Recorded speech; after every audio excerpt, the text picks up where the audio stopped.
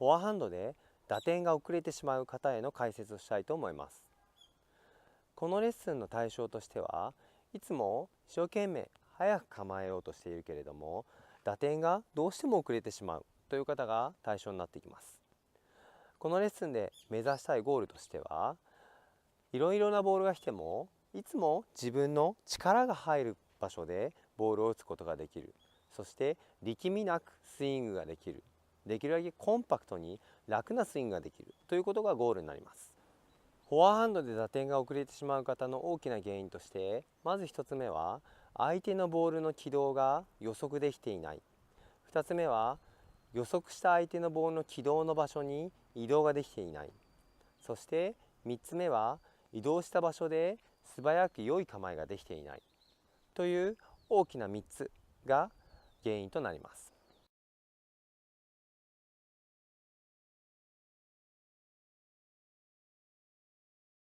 まず1つ目の相手が打ったボールを予想するという点ですが、まずラリーをしていて相手が打ったら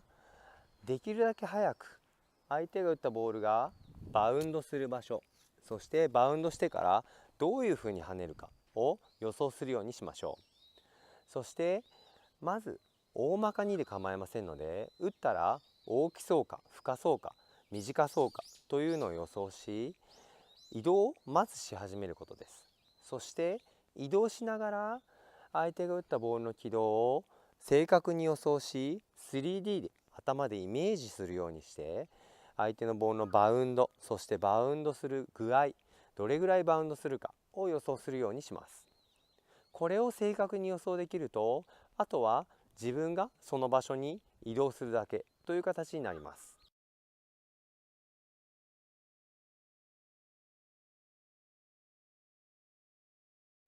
そして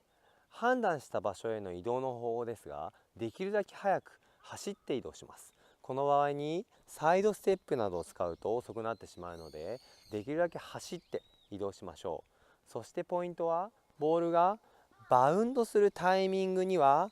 軸足、フォアハンドであれば右足を置くようにしてください。この軸足をボールの延長線上にバウンドするタイミングに置くようにします。このタイミングを遅れてしまうとどうしてももう構えた時にはボールがバウンドしているので遅れてしまうような原因になります。そして例えばもし間に合わなくてボールがもうバウンドしそうである場合にはそれの場合にはもう構えを作るようにしましょう。この右足をバウンドするタイミングでセットするのは変えないようにします。例えばボールが遠い場合、最後の一歩をこの右足で大きく出すようにしましょう。例えばボールが速い時、ボールのバウンドがいつもより早めにする時はいつもより早めにこの足をセットするようにします。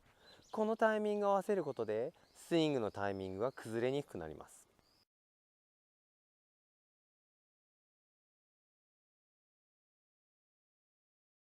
3つ目の構えの作り方について解説します。右足をボールのバウンドするタイミングで置くときに同時に構えも作るようにします。この時に